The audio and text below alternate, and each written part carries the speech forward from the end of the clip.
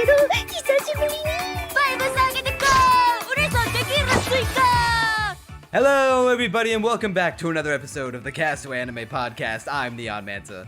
And I'm Crunchy Bagels. And we're keeping it 100 because we're talking Zom 100, Bucket List of the Dead. And if you want to cross-subscribe to the greatest anime podcast ever off your bucket list, then be sure to like the video and subscribe so you don't miss an episode of Castaway Anime. Now grab a drink, kick back, and listen up, because this may take a while. Yeah, if you want to see what we rate this show out of 100, you've come to the right place. Because it's a straight 0, worst show ever created. Hated every More second. like Zom 100 Delays of the Dead. It's crazy. We're the first people to make that joke out of anyone ever. Truly, we crazy. are trailblazers here on Castaway Anime. Often imitated, never duplicated. So, this has been the big show of the summer anime season of this here 2023. Not that there was much competition to begin with, but, honestly, probably in any season it would have made a huge splash, even if it did have a bunch of competition, because the first episode was extremely well animated. We already talked about it in the seasonal podcast this season, which you should also go check out. And it's based off of an extremely popular manga that, people were hyped for the anime for. And the first episode was a masterpiece, and we all talked about that on the seasonal podcast. What I expected was that what I very much anticipated was that the show would never reach the heights of episode 1. That it would never even get close. Little faith. 先の交換はお断りさせていただくわ。お姉さん、危ない。ね。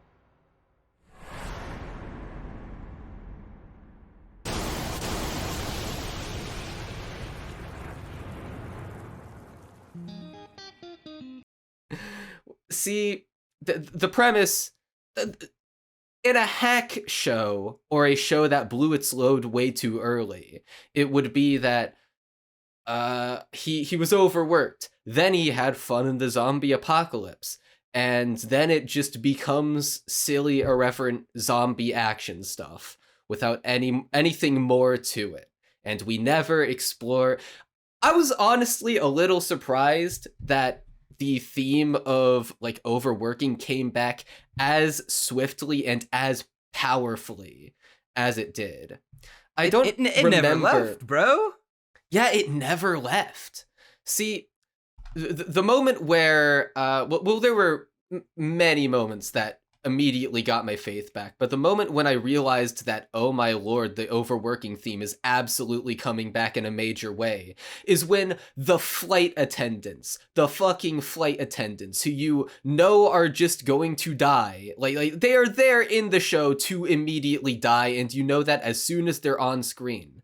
But just so the show, leaves in a little hint of what's to come, they also hate their job. And they're also, they not necessarily hate their job. Yukari actually did in fact like her job, but she was still kind of abused by the people on the plane. And she was upset about that and liked her job in spite of those elements. And there was this sort of arc she had as, the side character of that episode, of basically realizing that, I may be distraught over, first of all, the zombie apocalypse, and second of all, because my final flight was, had people just straight up, talking shit, not being too kind. But at the end of the day, I wish I could have stayed a flight attendant before inevitably getting my brains eaten by zombies. And that was the moment where I was like, oh my god, they're keeping the theme there. It never left. Like you said. Crunchy, I'm not gonna lie to you. I think this might be my favorite anime of the year so far. Neon, I'm not gonna lie to you. It's looking that way for me too. Cause it's got some, good competition. We've had some bangers this year so far. Oshinoko, the Hell's only Paradise, show, all right, Heavenly listen, Delusion. literally the only show that could possibly be better than it is Oshinoko, from what I've seen this year. That's come out this year, rather, because I saw Dragon Maid S this year, and ain't nothing is beating that. But in terms of what came out this year, that Oshinoko literally it in terms of competition. And even then, I'm not gonna lie to you guys, this show's fucking incredible. Like, actually insanely amazing. Like, I remember everyone, not just us, everyone on the internet was sucking the first episode's dick, and rightfully so. It's one of the best first episodes of anime of not only this year, but like in a long time, if not maybe, dare I say, ever. It's definitely at the very least a incredible like first episode, like as good of a first episode introduction to a show as you could possibly have. I didn't expect it to maintain that level of quality throughout the whole show. I didn't expect it to get bad. I didn't expect there to be like a massive even drop off in quality. I was just expecting, okay, like it's like a B movie zombie type show.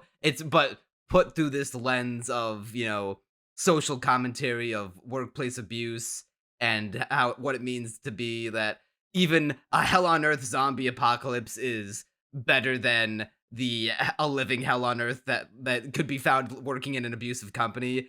The show does this thing where it's like, yeah, we're still gonna be like a paying homage to B movie zombie type media, but what if we did this thing where we took the core theme and premise of the show and built on it and expanded on it and made it like this cool bit of writing throughout the whole show, and built it as our foundation, all on top of having strong direction, great animation, great characters. It's just great everything all around. I'm not gonna lie to you, bro. I think episode 7, from a writing perspective, might actually be my favorite episode of the show. Like, even more so than episode 1. Has the Akane suicide arc been dethroned? Not quite, just because that so personally resonated with me, but I was just shocked that any other bit of writing in the show would top episode 1. Like, I was surprised enough at that.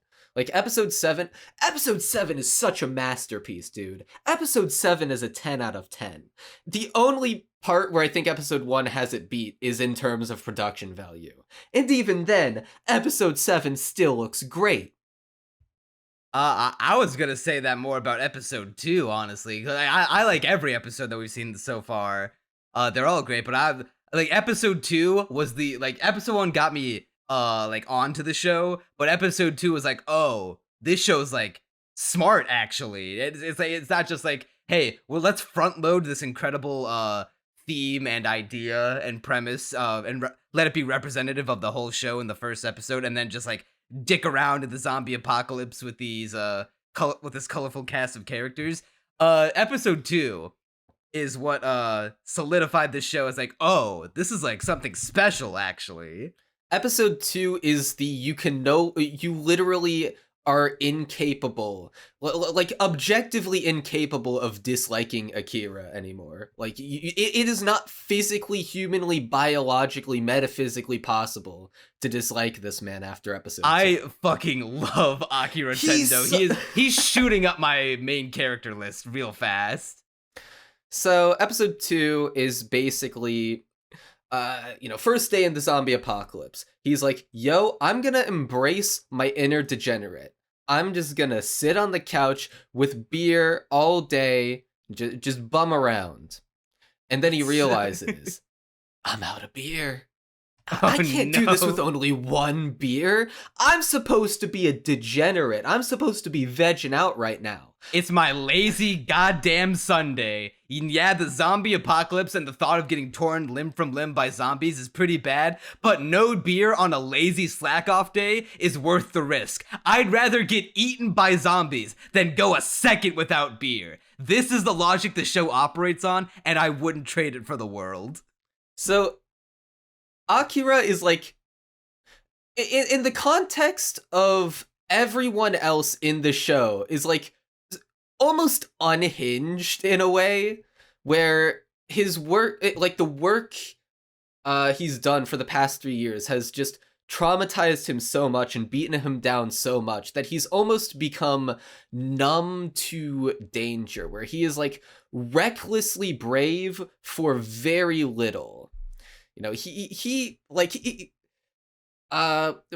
As long as it Kenichiro. fulfills his desire to just like live his life, the idea of a horrible, painful, bloody death by zombies, who gives a shit, man? I was practically living out a drawn out version of that for the past 3 years. Yeah, and the way the show contrasts him with the other, you know, main male character of the show, Kenichiro, is really good. Where he's more of what you would expect. Don't you mean someone. Kencho? His full name is Kenichiro, but Kencho okay. is his nickname. Oh, okay. And so, but yeah, I mean, Kencho's shorter, so I might as well call him that. But he's more of the funny guy realist, where he's behaving in basically how anyone else would react to the zombie apocalypse. And it's just so fun seeing the ways both of them interact with the world, like contrasting against each other, where in some ways they're super like-minded. You know, they're both energetic and, you know, love sort of a dude bro relationship. But at the same time, you know, all of a sudden Akira will be like, hey, I'm gonna go jump from like the top of this building to the top of the other one. And he's like, there's no way. You fucking and what, then he Nate? does it. And I love what they do with Kencho, being like, they're best friends in college. They were on the same rugby team. Kencho would go on to be a real estate agent, and seem like he's got it all. He's got the money, he's got the bitches, he's got the money. But while he's doing all that, Akira's slaving away at the production company. Barely even gets a chance to see him, and every time he does get like the rarest chance to go out drinking with him, Kencho's talking about all his success and telling him like, man, that job sounds like the worst, bro. Why don't you just quit? But Akira's too brainwashed. He's too entrenched in the societal pressures to not abandon the shitty job, because what else is there for him? There's nothing left for him. This is all he is. This is all he's good for. This is all he knows. So he gets into a spat with Kencho about it. They seemingly lose connections, lose contact for a bit.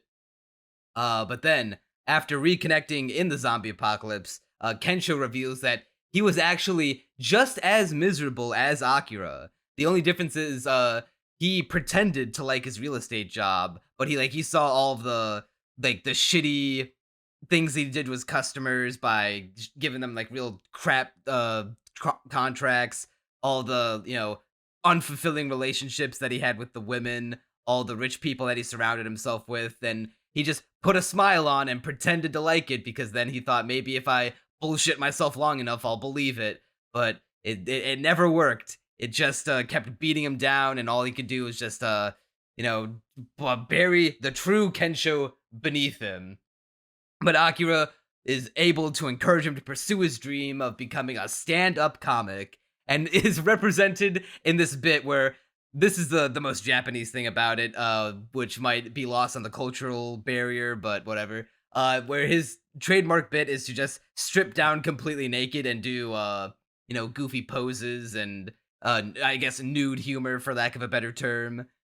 And through this, he's able to bring out the Akira inside of Kencho, and then they just become essentially two birds of a feather. Kencho is a little more risk adverse, just a smidge, but than Akira, but they're pretty much two sides of the same coin. Yeah, they're very like, you can see why they started off as best friends. They have very similar personalities, but the way, dude, their history like instantly makes you completely buy into the character dynamic. It's such a good way to set up a character. Dude, how big was the smile on your face when Kencho, like, he's not as good of a jumper as Akira, so he's like just barely clinging onto the, well, okay, before that, he jumps and takes off all his clothes mid-air somehow. He's shedding the old him. Yeah. This is his rebirth. You could read it as that sort of symbolism. Hold on. I'm looking at the bit now, because isn't it literally like his like old business yeah, it literally is like a fucking suit, and he takes it off. So I guess that is the metaphor. You aren't even wrong there. And he sheds the that. show's ingeniously written, like not even as a bit. No way is it a bit, because it's just so good. But he clings onto the roof, and he's like about to fall off, and he's completely naked, but Akira is laughing so hard because he stripped that he can't help him. And oh god, and Kencho's just like, is this really how I'm gonna die? Someone laughing at me while naked, while I just fall off a roof? And then, like, he just barely... Kencho has already fallen off by the time Akira grabs his hands. That's soul. That is soul. And then he's able to pull him up, and then after this big emotional explosion of good energy, good writing, good everything all around, it's all topped off with a cherry of, I scraped my balls! It's just so... Dude, the moment he jumps off the roof is so exhilarating. I just realized we meant to talk about episode 2, but then skipped right ahead on a tangent, because every aspect of this show is so easy to get lost in terms of talking about it. Because episode 2 will transition nicely to the second big talking point that I want to cover. So episode 2 opens to reinforce the idea that the god tier directing of the show from episode 1 has not gone away at all. It opens with this incredibly directed dream sequence of Akira's old chief, Kusogi, in his office, getting more and more bloody and zombified as he's yelling at Akira. And it's so impeccably directed. As he's slamming his hand on the desk, his hand is getting more bloodied. Akira's getting more tired and sleep deprived, looking more depressed and suicidal. All the office chairs around him are filling with like losing people and filling blood in their place, and the chief's getting more and more zombified. And then he wakes up and it's like, that's right, I don't have to go to work anymore. And just the jubilation that sets in is infectious. Everything about his personality is so infectious. Like, oh god, okay, I really want to jump ahead to the bucket list thing, because the way the show goes about its messaging through the bucket list is so fucking good. You can't not root for him. So go ahead. Yeah, so what Akira decides to do is, he's in the zombie apocalypse. He can do whatever he wants. And so what he decides to get out a notebook and write down everything he wants to do in life. These are not grandiose visions, though. It's stuff like wine and dine with flight attendants, and wear dreadlocks, and ride a motorcycle. Yeah, just spend a day drinking doing nothing but drinking beer. Yeah, like meet the girl of my dreams, reconnect with my family and my best bud. It's like such simple things. It's like really wholesome too. Like, yeah, a lot of it you could construe as like, oh, this all just like selfish stuff, but you want to like, see him be selfish. Yeah, because he fucking earned it. Like, it's not even just that he earned it, but that it's the sort of simple dreams where it's like, anyone with who's like a basically good person deserves to be able to do things like this. They're very simple dreams. Like, I want to meet the girl of my dreams. I want to marathon games on an 8K TV with my bros. Yeah, one of his dreams is become a superhero, which that episode gave me every episode makes me smile uncontrollably. But it's just, you can't not root for him. And it's those sorts of goals that, like, first of all, make the slice of life in this show infinitely entertaining. First of all, because it's slice of life in a zombie apocalypse, and we're contrasting, Akira's chipperness with the whole grim setting, but also because the goals are just fun to see fulfilled. They're so simple and just wholesome, like you said. There's a sense of progress, which is like an underrated aspect of the show that I appreciate, not just in like the basic narrative, but we see him make actual progress in the Zom 100, his bucket list of the dead, the 100 things he wants to do before becoming a zombie. Yeah, it So, stays consistent. yeah, he like crosses off like one to several things per episode. Granted, not every one of these things is like a big milestone or a big like for him narratively or emotionally. Like oh, I want to wear a fancy solid gold watch. Like that's not the most narratively fulfilling thing, but it doesn't matter. It's something he wants to do and he'll do it. The show's done a good job of keeping the, less high achieving ones, less personal ones, more of a on the off to the side as like, oh well, like the steps to get to this moment will have happened off screen and you'll just see the end result and that's all you need to know, like the watch stuff. And then they'll make fun episodes about getting like some of the what you'd think are the less important ones, but the show will make it important. Like in episode 4, their goal is to get an 8K TV from an electronics store just so they could play games on. They even already have a TV at this point. I think they never specify what kind. It's not a fancy 8K one, but they just said, hey, you know what? I want an 8K TV. Kencho, let's go get one. Yeah, it's just, oh god. I was gonna make a point, but I forgot what it was gonna be, so, oh yeah, okay, now I remembered it. What gives the list even more soul is that the other characters also write in it. Like, Kencho's just like, hey, if we're in this together, then I'll just put my own dreams on the bucket list. And then eventually Shizuka writes one in episode 7, which was one of the most cathartic moments of the episode, by the way. But like it starts to become this group project. And I imagine once the blonde samurai girl gets introduced, we're going to see her writing in it too. And yeah, I have no doubt that her character just going to be based on her English name and her Western appearance. She's going to be the weeb character who her goal is that she probably wants to either like live out a samurai or ninja's lifestyle, or is just like wants to live like an anime character, given how like she dresses up as a samurai, Naruto runs in the ED. This is seems to be the goofiest of the 4, which is saying a lot because Kencho and Akira exist. And see, the fact that the bucket list is a group project just makes it even more wholesome. And it works into the show's themes of, living, basically doing the things that you want to, as opposed to what someone else or society wants you to.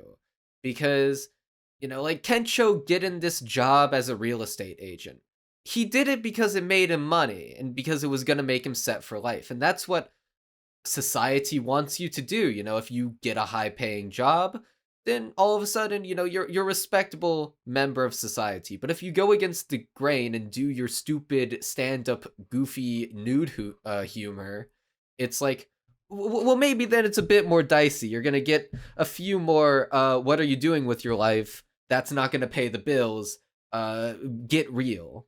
But this show is telling you, don't get real, get like the bare minimum real to do everything you want to do. Yeah, I wonder why that theme is so appealing to YouTubers like us. I wonder. Hey, Crunchy, that Onimai video was just a fluke. You can't turn YouTube into your real job. Oh yeah? Well, how about I fucking kill you? What then, huh? Yeah, what do you do then? Keep being dead? Yeah, this is the kind of show that's like, takes that question and is like, fucking watch me. Yeah, it's Kino. So you said you wanted to transition this into another point? I still gotta gush him a little bit more about episode 2 before we transition into the next point. This show is like all of my mantras and worldviews condensed into one. Yeah, I've already talked in the seasonal cast about how I had a very similar experience to Akira, just in a shorter term, when I got my first full-time job at a payroll company, which was a online customer service, and I was only there for a couple months, but I despised it. I thought it was like, okay, I finally got a paycheck that I can like build myself on a future upon, like a foundation. I can save up for the things that society expects from me, and that not just society. I want these things too. I want to buy my own house one day. I want to save up to. Good luck in this housing market. Yeah, more. Honestly, more likely that the zombie apocalypse will happen before the housing market becomes viable. So I did that job, and I was there for a couple months, and then I was like, about a month in, I was like, I don't think I like this. This isn't what I thought it would be. I'm kind of starting to not like this, and then by the time I hit month 2, I was like, I really don't like this, and I was getting like so fed up with the job that I imagined, like the thought of imagining myself working there for years and trying to work my way up that ladder in a job that I hated was like honestly made me want to puke. And then seeing that play out in episode 1 of like, oh, this is what my life could have been like. Wow, that's like maybe even probably not as bad. It wasn't as bad as what Akira goes through. But just seeing like a representation of it in media was like, oh, like, okay, so it's not just me. Like, did people feel like this all the time? So, and then here's a show that's like, hey, that, fuck that, right? That's like, why should you have to put yourself through that if it makes you feel like dick? So, this show, not only taking that, but then also all of my other mantras, just like the very first thing that he does after waking up from the dream in episode 2 is clean up the 3 years worth of trash that's piled up in his apartment. Oh, you've said you're a clean freak before. Yeah, bro, he said it himself. A clean house is a clean mind. I have everything in my room organized in a specific place. I leave no trash in my room. I laugh at the people who say they leave empty water bottles strewn about their room. I laugh in their face. Okay, well that's pure degeneracy. My room is not doing so hot, honestly, but I at least do not have the typical Twitch streamer room. I am forever thankful that I did not end up that kind of person. Yeah, I've got no laundry on the floor. All my folded laundry gets put away.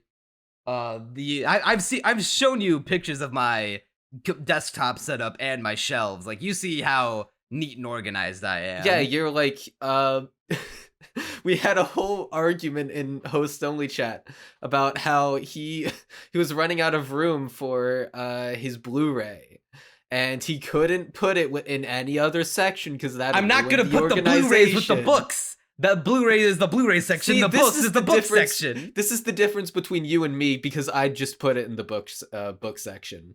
I'd just be like, okay, I don't have room for it. Oh wait, here's room. I'll put it in the place where there's room. And so I just look at you with this conundrum and go like, just quit being OCD about it. Just put it in the book section. Well, I'm already out of space in my book section, so if I'm already resorted to stacking books unaesthetically pleased that are. Yeah, I literally have all my Blu-rays stacked on top of my books in an equally for one thing, I think I just have more way. Blu-rays than you. Well, yeah, you have way more, but like, just stack one more on top. It probably won't fall. I don't have the room, dude. You say that, but I'm sure there is.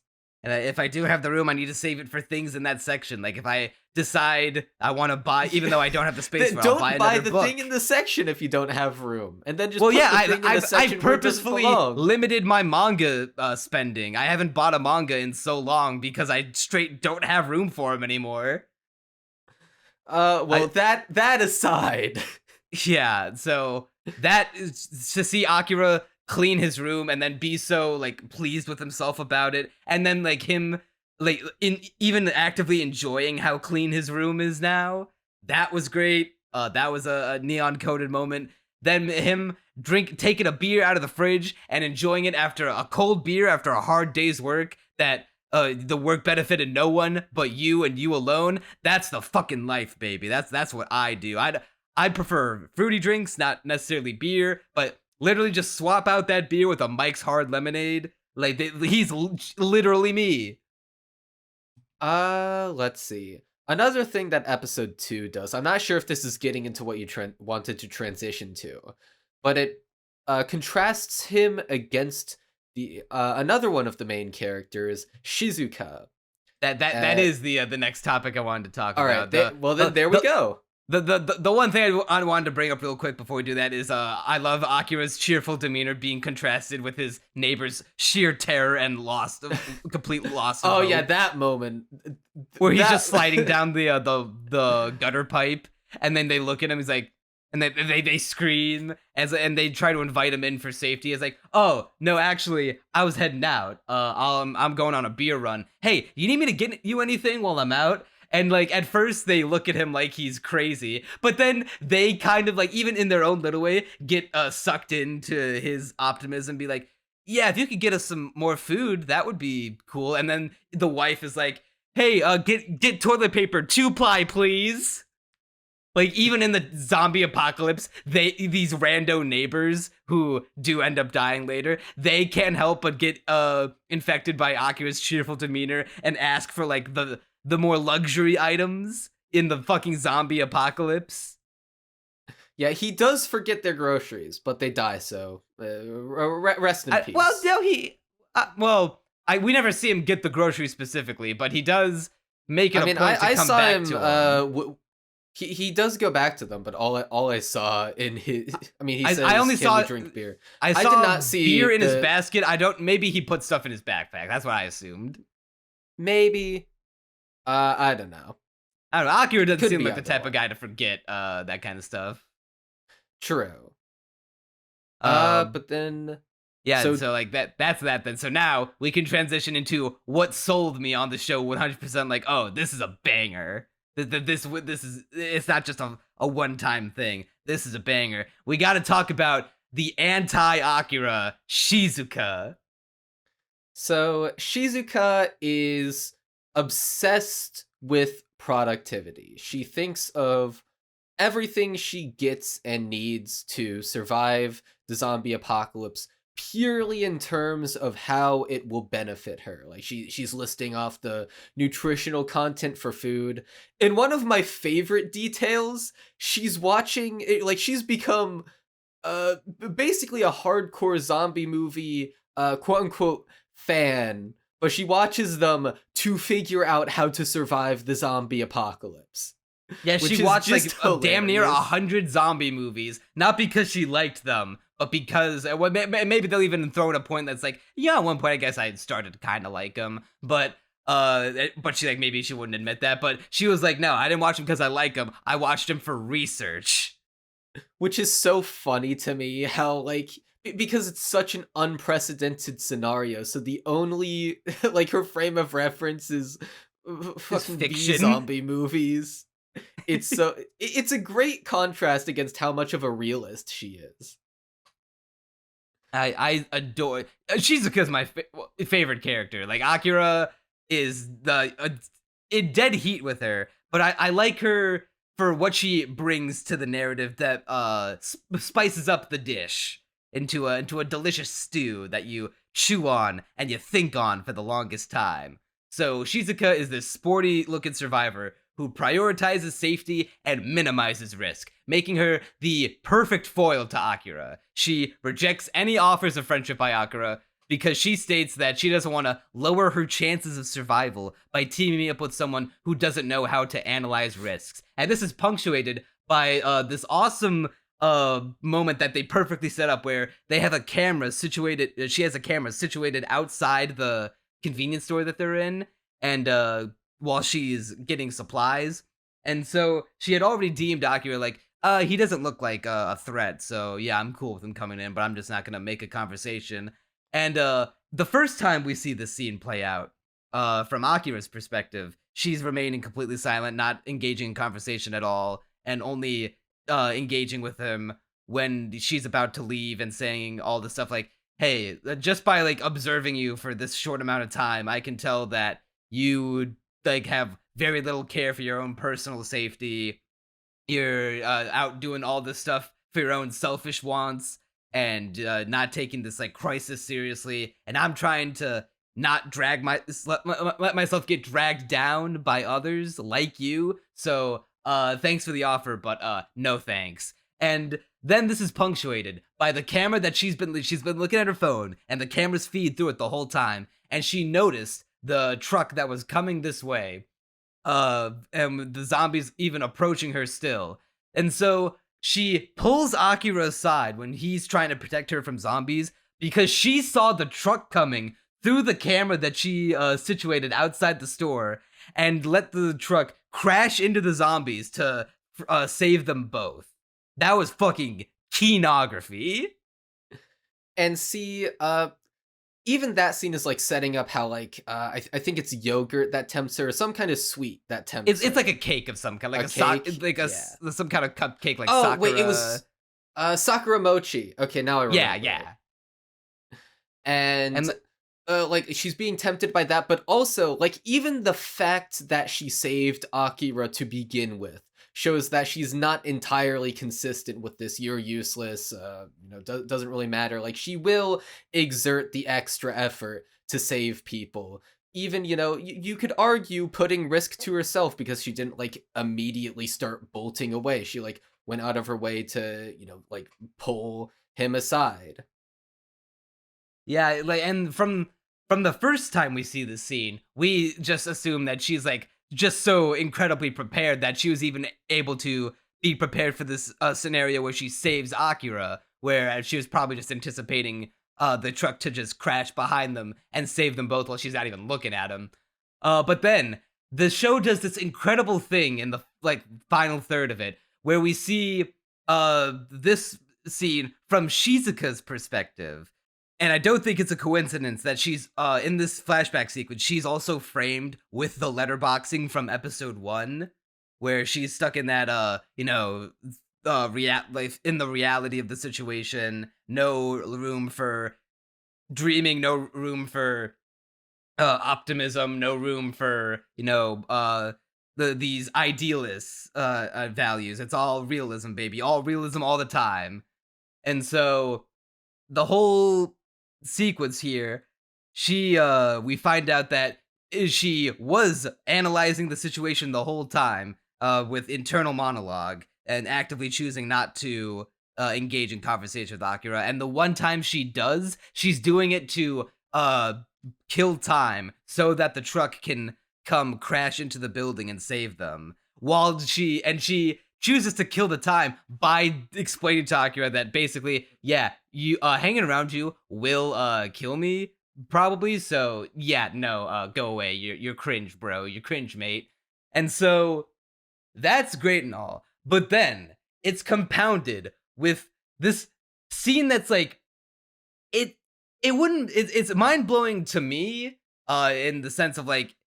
The reveal is not like a whoa, this changes the entire paradigm of the narrative kind of thing, but it's great for the show because it turns out Shizuka has her own Zom 100, and there are things to do to avoid becoming a zombie, like staying healthy, minimizing sugar, securing supplies, etc. And so it's now hammering in the divide between her and Akira, because she is making her Zom 100 to avoid becoming a zombie, while Akira's is 100 things to do before becoming a zombie. Akira is like basically somewhat okay with the prospect of becoming a zombie only when he's finished his bucket list, whereas Shizuka is like, man, fuck that, I'm not dying in this hellhole, I'm gonna live, and I'm gonna do and she's not living to live, to experience all the pleasures that life has to offer that she had been denied before, which we will go on to find out that, like Akira, she was denied the ability to experience personal pleasure or to just live for herself and basically living for someone else. Episode 7 is what made me really fall in love with Shizuka. Because before that, admittedly, like, I wasn't as immediately endeared to her as you were. I did like the way they set up the contrast. Although Akira is always my favorite, at least thus far. He's the one in my heart. But admittedly, in like episode 5, when, he becomes a Sentai hero. And that's a whole amazing episode in and of itself. But like Shizuka saying, well, you're just a hero because you have low self-esteem. That's typically indicative of that, and just goes on and on, like berating him.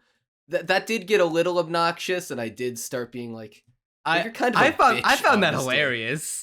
That it got old really quick for me.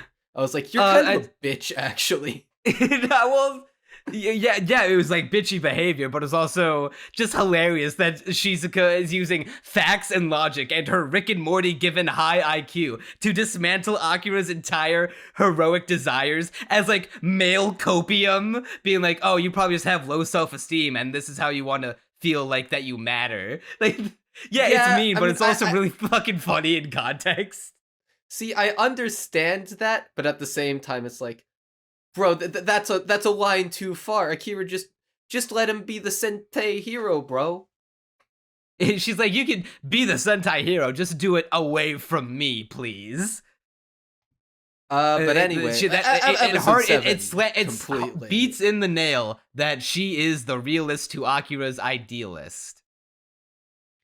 Yeah, and she is the perfect, bro. Like, okay, like, hang on, real quick thing about Akira that we kind of touched on, but I just want to go over just to talk about how much I love Akira. When he's writing out his own ZOM 100, he's first doing like a bunch of things that are like kind of selfish and not really, that necessarily what's the word I'm looking for? Grandiose, or maybe that's not a proper word. Not wholesome things. He's just like, oh, I want to try getting dreadlocks. I want to wine and dine with some flight attendants. And then once he runs out of those things, he like stops and thinks. He's like, huh, you know what? And then after that, he then adds really wholesome things like visiting his parents, hanging out with his best friend, meeting the woman of his dreams. And like that just made him so much more likable. Yeah, and we're currently on the arc of him going to try and find his family. Hopefully they're still alive. And, well, I mean, he's right there with the girl of his dreams, presumably. I have faith that the show is going to... Akira and Shizuka have to get together. Yeah, I no doubt they will. I'm just... want to make sure that it follows the new wave of romance in shows, or at least that in manga and anime, and getting them together sooner rather than later. Like, I don't want it to be instantaneous. I don't want it to be a My Adventures with Superman type situation. But I also don't want to wait until, season 4 before they get together, See, this show is broad enough in concepts that I feel like it could...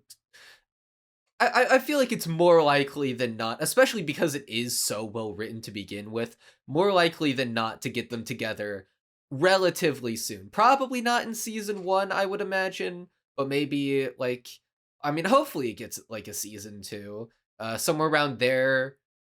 Ideally, maybe. Yeah, hopefully by the 3. time season 2 comes out, they have a schedule that's not horribly managed.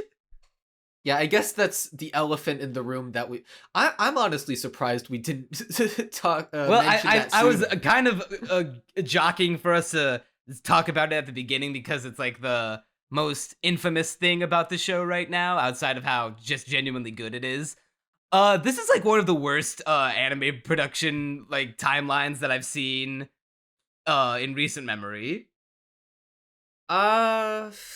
In terms of like, I've done intentional research into it because of a certain video project that will almost certainly come out not this month, but maybe sometime this year. Ideally, probably before the end of the year. Hopefully. But so I know that there were some really, really bad schedules, especially with the onset of COVID, which did actually affect many anime productions. Contrary to new popular belief because of cases like Isekai Oji-san, where it was used as more of an excuse than anything. I remember back in like summer 2020, that was like the shortest anime season of all time because that's when they delayed a bunch of shows And like there was like the least amount of new shows in a season that I've seen following anime for years. It should be like that every season, except Yeah, for I was good actually gonna shows. say that. I was like, wow, this is like way more manageable now. But yeah, it's not a great schedule. Sakuga Blog has an article about it. I did not read it. I meant to read it before the podcast, and now I'm upset I didn't, because I want to know like what kinds of things in the production may have led to this. But I have a bit of a spidey sense that it was, well, to be fair, it's a new studio, but actually I wonder. Yeah, it's a strong directorial debut for the new studio Bug Films, but I'm also now, because of this, incredibly worried about all their future productions, because this show's got delayed like 5 times. Has it really been 5? Okay, hold on. I don't have a counter in my head. Let me pull up the Wikipedia, because the Wikipedia page for Zom has 100 been listing them sequentially. I bet. Yes, okay. So, okay. Episode 4. Due to production circumstances, the premiere of episode 4 was delayed a day on some streaming services. Then the week after, episode 5 had to be delayed a week, so they could run a special. Episode 5, okay, no, that was the same thing. Episode 6, this one less of their fault, because it was just the same day of the 2023 World Athletics Championships. The episode got delayed a week. I'm sure there were probably also production issues that they were happy to use that as an alibi. Yeah, see, it's one of those because things the episode where was also then delayed a day on some streaming services due to production circumstances. Then episode 7, delayed by a day for streaming services, and now episode 8 has been delayed 2 weeks. Oh, not 2 weeks. A week. They slotted in a recap episode in between. But yeah, there's essentially a 2-week gap between episode 7 and episode 8, which at the time of us recording this will come out in 2 days on the 17th of September. And then episodes 10 through 13, I am fairly sure, do not have a scheduled air date. They don't. And the reason why that is, all right, I'm going to give you some of my Crunchy Bagels insight, because I'm actually better versed on the topic than most people. The reason why that is because they presumably have not bought enough TV time slots to deal with all the delays. They literally do not have a time slot through which to air these episodes. And I'm sure there is a part of the production that's like secretly happy to have more time to work on the episodes. Yes! Sort of like a WEG situation where it's like they didn't have the time slot for the final episode, but at the same time, they also still hadn't even finished scripting the episode, I'm pretty sure. Either scripting or storyboarding the episode by the time it was supposed to air, so you know. But yeah, it's a bit of a toss-up as to how they air it, because there have been shows, I think, God, I'm trying to remember which show it was, but they had a delay and didn't have a time slot to air their final episode, and it took an entire year to find an adequate TV time slot to air the episode. That's an extreme example. Yeah, I'm trying. For the life of me, I cannot remember. I have the OP of the show playing in my head right now. I do not know. I forgot the title. You called it WAG, right? No, well, that's Wonder Egg Priority. Oh, that isn't the show. That one also had a horrible production. Yeah, that's why. Okay, it was. I'm almost certain it was Blood Blockade Battlefront. Oh yeah, Kakai Sensen. Yeah, almost certain. But don't 100% quote me on that, because I didn't look into it all that much. But basically, they're gonna have to, fight for some time slots, find a way to air it. Ideally, they probably just release it online somehow, because then you don't have to worry about that. It's part of the reason why we waited so long to talk about it, because episode 7, which is like the usual 6-episode block that we like to cover these seasonal shows in, came out like last week. Yeah, or technically 2 weeks ago because of the recap episode, but still, Like it's September, the last month of the summer 2023 season, and now the show is only half over. Yeah, you hate to see it, man. Yeah, the show's absolutely gonna run into fall. I mean, it pretty much has no choice to. Yeah, now the big question mark hanging over the show is how is it gonna pull a total Isekai Oji-san and have like the rest of its episodes delayed by months? Hopefully not.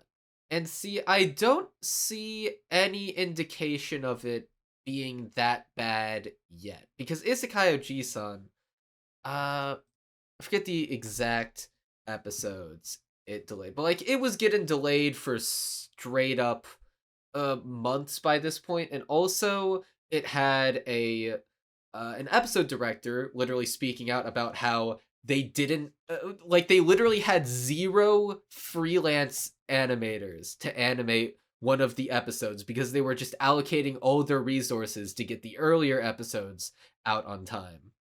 And so it literally it was 3 weeks before episode 10 was supposed to air, and it had not even begun being animated, and not only that, they did not have staff to animate it except for the in-house lineup, which was small because Atelier Pontdark was a new studio. I did hear about that. Yeah, so that it would be really difficult to match that level of production nightmare. I feel like that's not your everyday production nightmare. That's advanced production nightmare. Yeah.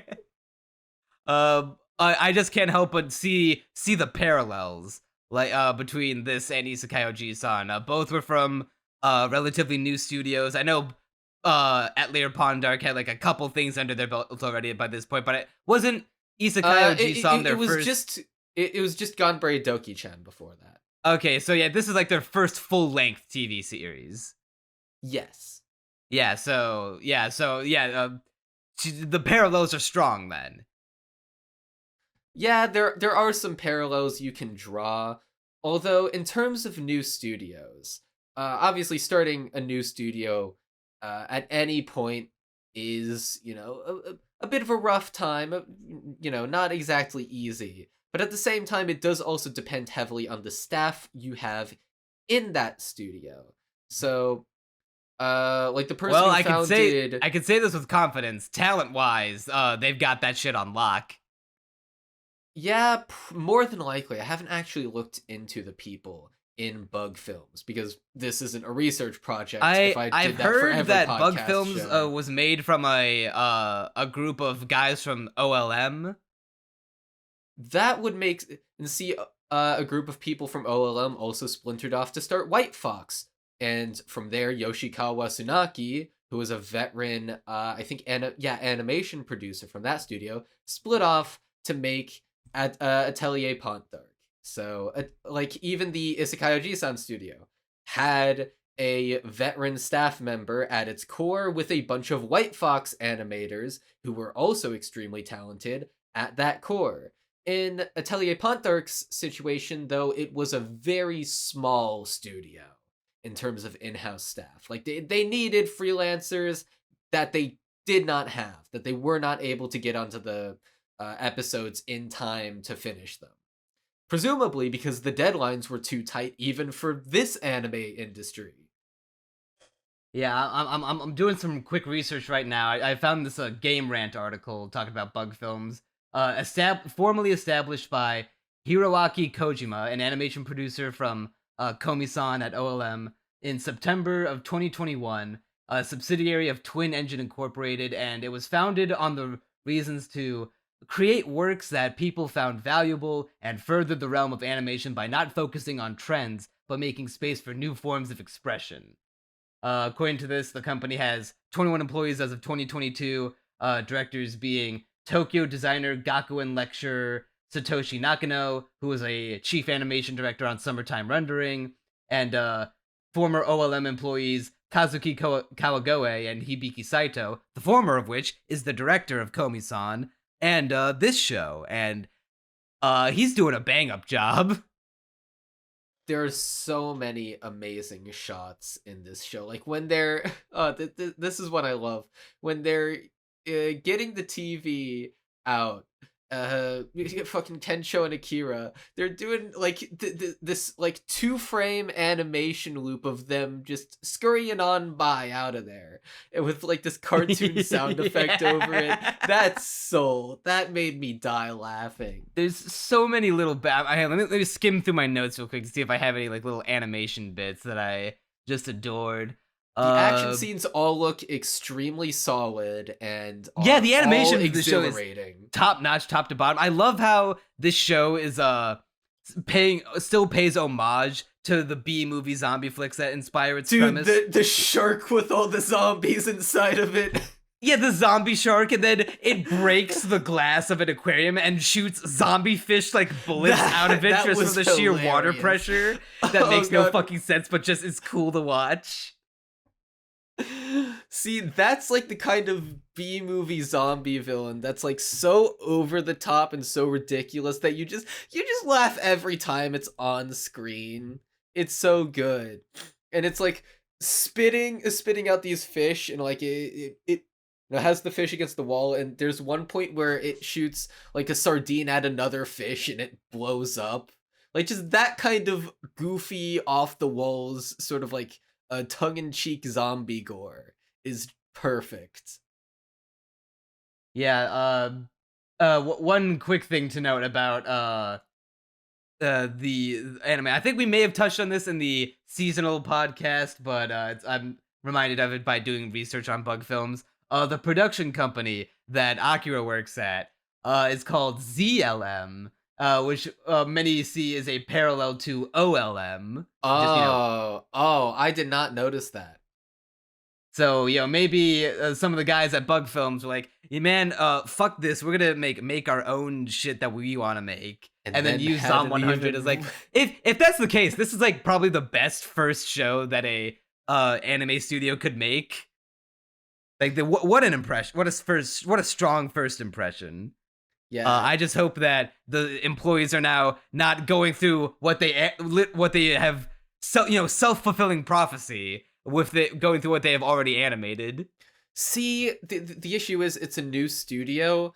I imagine granted, I haven't checked this. I imagine they did not get too much of a say in terms of the God, what's it called? How am I blanking on this? Scheduling? The scheduling, but it's like a production committee. There we go.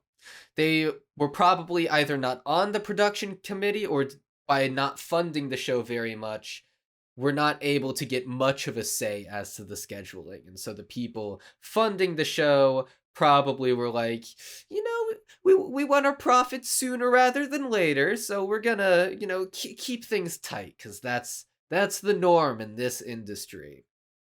And, maybe it'll work out for them. The irony is palpable. Yeah, maybe it'll work out. Maybe they'll get enough money from this show that they can then, gradually get more and more of a stake in these production This is why we're here, to spread the good word of Zom 100 to the people. Yes. This show maybe needs to succeed. Fund their own show, like entirely, like a Chainsaw Bug Man. Films original? I salivate. Yeah, either original or like just being able to fund it and give it a good schedule and be the Chainsaw Man. Or yeah, don't make their own 100 shitty isekais just so they could fill their coffers. Find the source material. If you're not gonna make it original, find the source material that you want to make anime for, and do it. Zom 100, which is so well written and so worth having an anime adaptation for. See, I read the manga before this 2 years ago. Not much of it. We passed the point where I got in the manga in this block of episodes. And I'm just like, I don't remember liking it anywhere close to this much. And I need to reread it to figure out why. Like, maybe I just had bad taste and couldn't see this for the kinography it is. Maybe it's just the fact that it's animated, or this directing with this soundtrack. Definitely the direction and the animation directing is elevating it so high above the manga. It is absolutely elevating it. But I am curious to see maybe someday rereading the manga and seeing like, hey, you know what part of this did I not click with in the manga? And what am I, compared to that, what am I clicking with so much in the anime? Yeah, I guess this is as good a time to slot this in part of the discussion as any. I feel like maybe I could be wrong about this. Maybe this is a directorial choice, but I can't help but find it a little suspect that the opening for this show is a 50% clip show. Oh yeah, so there are some nitpicks that I can take with the show. Obviously, I already went over the Shizuka thing. The OP is a bit of a disappointment. The song, absolute banger. Yeah, like Kana-boon rarely unbelievable misses. banger. The visuals when they're original are good. The sad thing is it's part of this wave of. I'm not sure if you've noticed this too. There seems to be like this wave of anime OPs inspired by Cyberpunk Edgerunners OP, with the bold yellow background and the like brightly colored zombie blood against it. And there was another show from this season that had an OP that looked extremely similar. But it was a super forgettable show, and so I don't actually remember. It wasn't was Undead Girl called. Murder Farce, was it? No, it wasn't Undead Girl Murder Farce. I actually don't remember what the OP of that show looked like. I'm not even sure. I don't even think I saw the OP. It is a good one. I'm scrolling through the list right now. I'm trying to remember. It was one of the early up shows. There was like some generic. It was. I don't think it was Rurouni Rurouni Kenshin, was it? It wasn't Rurouni Kenshin. No. Okay. That wasn't. Was it one of the all that isekai or like the fantasy ones? Was it Help? It was one of the fucking generic edgelord fantasy shows. Edgelord narrows it down a little. Am I actually the strongest? Oh, was it Reign of the Seven Spellblades? Oh god, I don't think it was that one, but I'm also these shows are so interchangeable that just telling me the title. Classroom for Heroes. No, not Classroom for Heroes. My Unique Skill makes me. It couldn't have been that one. That show just looked too much shit to replicate that. The Unique Skill at level 1. No, not that one. Great Cleric. No. Typing in the wrong spot. Level 1 Demon Lord and One Room Hero. No, I don't think it did that. No. Ayaka. Here, I'm looking at or trying to find the list rather. I'm looking through. I looked through the whole list. I swear it was one of them. It wasn't like a strictly fantasy, but like kind of. God, it was like almost futuristic. I think. Oh no. Futuristic. Well, these are vague memories. I think it was that one. Yeah, it was Liar. Okay, I think I have because I used it for the clip in the seasonal cast for its segment. I think I remember it a little bit. It might have been Liar. It was 100% Liar. I remember it now. All right. But yeah, this is part of that trend, but doing it way better because for merit of it not being fucking Liar. Yeah, I love the bit of, well, this is just an easy thing. You make the characters in your opening or ending sing along to the lyrics. It's so raw. Like, it introduces all the characters sequentially, and they're all syncing to the Song of the Dedo. It's so fucking perfect. They're all in these awesome poses. Akira's, like, sitting cross-legged atop, like, what I thought looks like a roof or a telephone pole or something with his goggles bloodstained from the zombie apocalypse. Shizuka, they got Shizuka legs on display. She's got like beads of water in her hair. I don't quite understand why, but it just looks cool. While it's probably cherry blossoms sweat or something like that. Probably. Cherry blossoms flowing behind her. They got Kencho taking off his shirt in spectacular fashion. And the blonde girl, samurai girl, taking off her mask, standing among a room of bloodied, cut-up zombies that she probably killed. Oh, it's so good. And then there's the shot of all... Which, by the way, okay, something I need to praise as well. There are some CG zombie shots. They try their damnedest to not use it for the zombies, though. they are very consistent with fully animating all the zombies they need to. And in the OP, you see a bunch of them walking by, and they're exploding into the colored blood, which is another great directorial thing. And it just looks beautiful. There's the shot of the girl that Akira really wanted to get with in episode 1, going from a human to zombie. Yeah, but unfortunately, from that moment on, that's when the opening goes from keenography to disappointing, because it reuses those shots from the first episode. Then it becomes a pseudo recap of the previous episode, where it just takes the highlights and clips from that episode and plays it over the chorus. And I suppose, to their credit, they pick good ones that they match the feeling of the song, but then it's all capped up with this. I do like this part. I do like where they do recycle the animation cut of the zombies chasing Akira from episode 1, where he's running at full sprint, full speed ahead, but with a big smile on his face. That and the zombies are getting ever closer to him. That I like, because, like, you know, that was such a beautiful cut of animation. I don't mind seeing it over and over again. They earned that one, and it does embody the theme of the show of Akira, even though he's in danger and he's running for his life. It's the fact that he's running for his life that is like, oh my god, I like my life. I'm feeling something again. And you know, seeing that big happy smile on his face gets me happy too, even if he is being chased by a horde of flesh-eating zombies that want to tear him limb from limb. Yeah, and they at least do the courtesy of switching it up each episode, but not gonna lie, bit of a wet fart when you get to that point. Yeah, it always takes the wind out of its sails, especially when you're... I never skip the Dystopia song of the Dedo. I never skip the OP as a whole just because the song is so good. Yeah, oh wow, common kana-boon W, who would have guessed? Yeah, dude, I literally sing along to the Dystopia Song of the Dead, like, every single time. Dude, yeah, when the chorus comes up, like, dancing, dancing, rolling, rolling, only one my life. The fucking... It's really good. Yeah, if you haven't checked out a lot of kana-boon's work, I highly suggest it, bro. Silhouette from Naruto, you're gonna listen to it, like, it's gonna be your new favorite song. Oh, I haven't listened to that. You might have heard of it in passing. It's like the Naruto one that goes like, Obowete nai kokomo takusan ni nattaredo nani mo silhouette. It's like one of the most famous Naruto openings.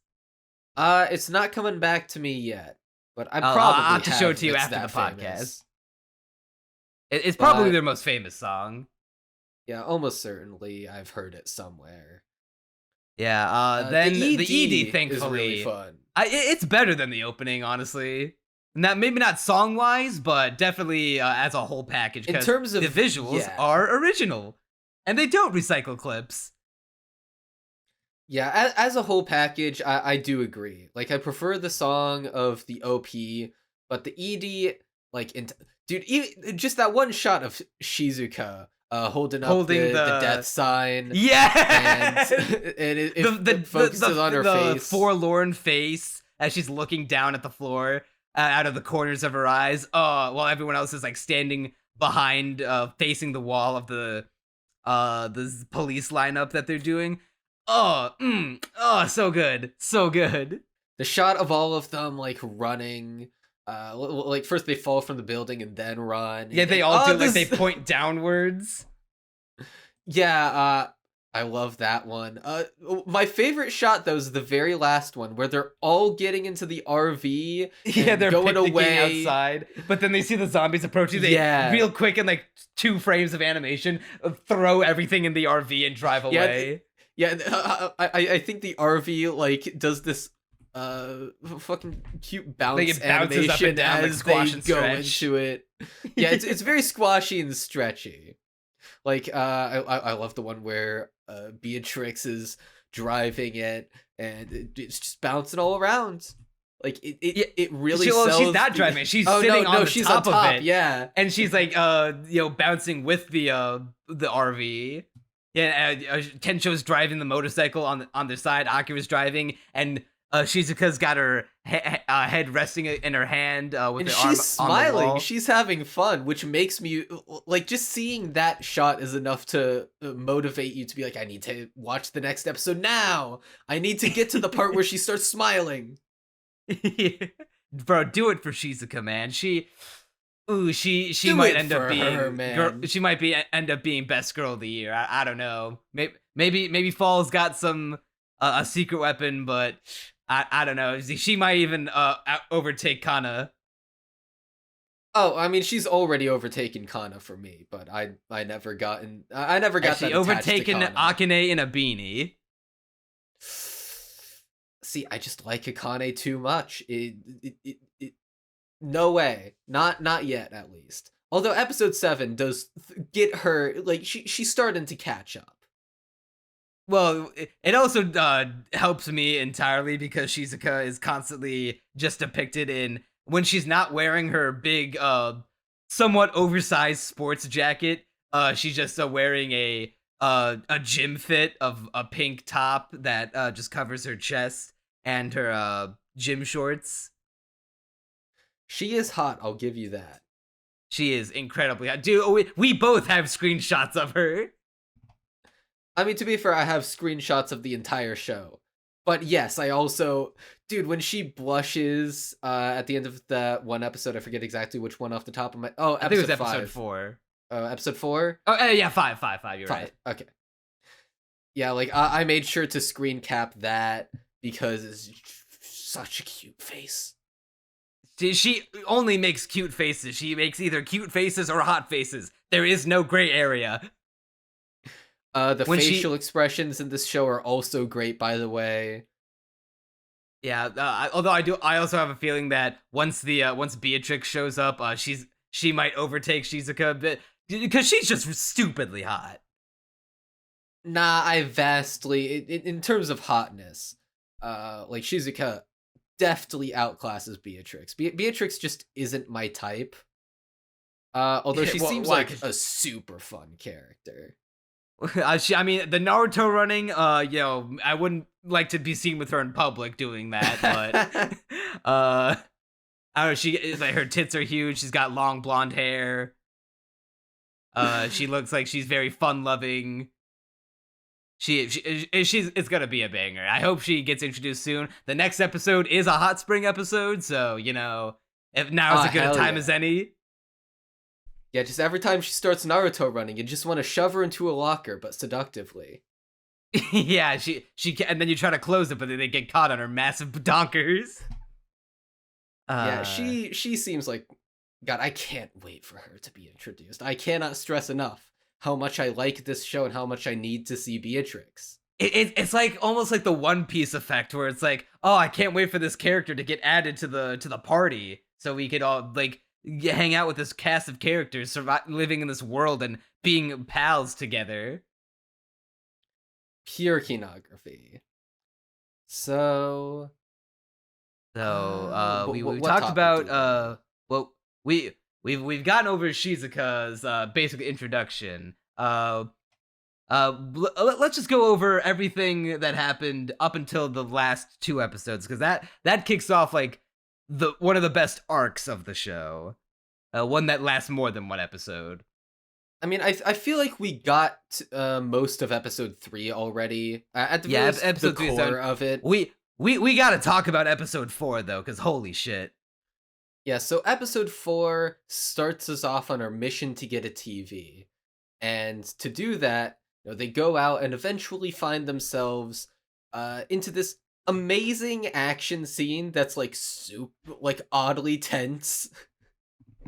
It's paying homage to the B-movie flicks. It's not just using it as a backdrop. It wants to tell its story about social commentary and living for yourself, but also it revel in its B-movie zombie inspiration and roots. So it's a fireman zombie that's starting fires. He doesn't have a fire hose. He has a fire hose. It's shooting fire out of it. And coincidentally, there's a zombie that's driving an oil tanker into the fire, which our main characters are stuck between. So Akira, can just like, what are we gonna do? What are we gonna do? And Akira, decides to drive off a car as a ramp into a subway and start like swerving around. It's super high octane and super fun. Yeah, while they're escaping the fire of the explosion that's blowing in behind them. It's like something straight out of Dead Rising. Dude, the music during that scene too is super. The animation. Super intense. Yeah, it's very. See, the production values do take a noticeable hit after episode 1. They're still super consistent. I disagree. I mean, disagree? episode 1 is at its peak, but I think that's mostly also in part of the direction. But bro, the animation's been like pretty consistent. I'd feel like maybe episode, well, not even episode 7, because the direction is so strong. Like, there are sequences that are like way more detailed and highly animated than the others, like the explosion of the oil tanker and the fucking thunder cunt punching of the shark in episode 5.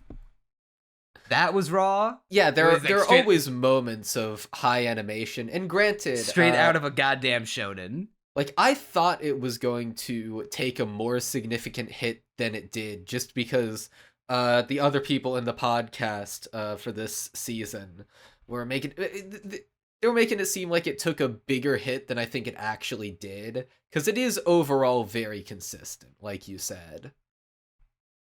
I think it's pretty much remained entirely consistent. Not entirely. I would not go that far.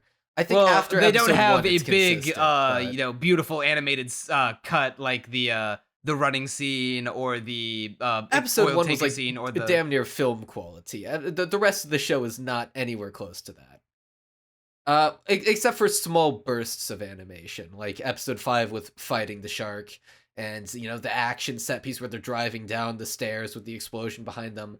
But aside from isolated I don't know. moments, Maybe it I'm does being not reach tricked by the heights. incredible direction that's making me think that there's as many cool scenes as there was in episode 1. The incredible direction does do a lot to make it more entertaining on a moment-to-moment basis. Yeah, so they escape the explosion. They find themselves trapped in an underground mall with a bunch of survivors keeping out zombies. Yeah, they're banging on the metal doors. And so they're like, oh, okay, well, since we're here, we might as well, try to get to know each other, I guess. Let's eat and, pass the time. What else are we going to do? And then they realize that they're, hanging out, they're whining and dining with some girls, because there's like 3 cute girls there and some old fuck that will play a part later. So they're, shooting the shit with the girls, and then they tell them that they're flight attendants. That made me die laughing. Because But at Crunchy, the this beginning breaks of the episode... This is the coincidence rule from your fucking Tomazaki video. What are the chances? Listen, there's another aspect of the rule that I forgot to mention, which is that coincidences are allowed if they're super funny. And this falls under that category of, at the beginning of the episode, Kencho's like, my brother in Christ, you are not going to find a flight attendant in the zombie apocalypse to wine and dine with. And then they find some girls and wine and dine with them. It's not only like to some flight realize attendants are gonna they're- fall right out of the sky. Oops. Fall right out of the sky. It seems they too live in Seinfeld. Really set that one up. I was making more of a SpongeBob reference. I did not immediately get the SpongeBob reference. You know, but anyway, I gotta show you the fucking Clubhouse episode, dude. It's so good. that's probably one of the few ones that I didn't watch. It. This is completely off topic, but I also haven't seen Band Geeks. For some reason, What the fuck? that episode never aired when I was a kid. Oh my, okay, no. After this podcast is over, I'm keeping this in. We are watching Band Geeks, and we are together on like a fucking site or whatever, and you have to see the best SpongeBob I'm episode. tired right now. No, fuck you. Were you watching it? Dude, I I have mean, to I'm go to work at rewatching. 8:30 I'm and I'll watching season 2, so I mean, I'll get to it eventually. You have to experience peak. It's like actually, it's yeah. But I know it's I'm the best getting sidetracked. episode, I'm getting but- sidetracked. Yeah, I know. But... Okay. I get very passionate about classic SpongeBob.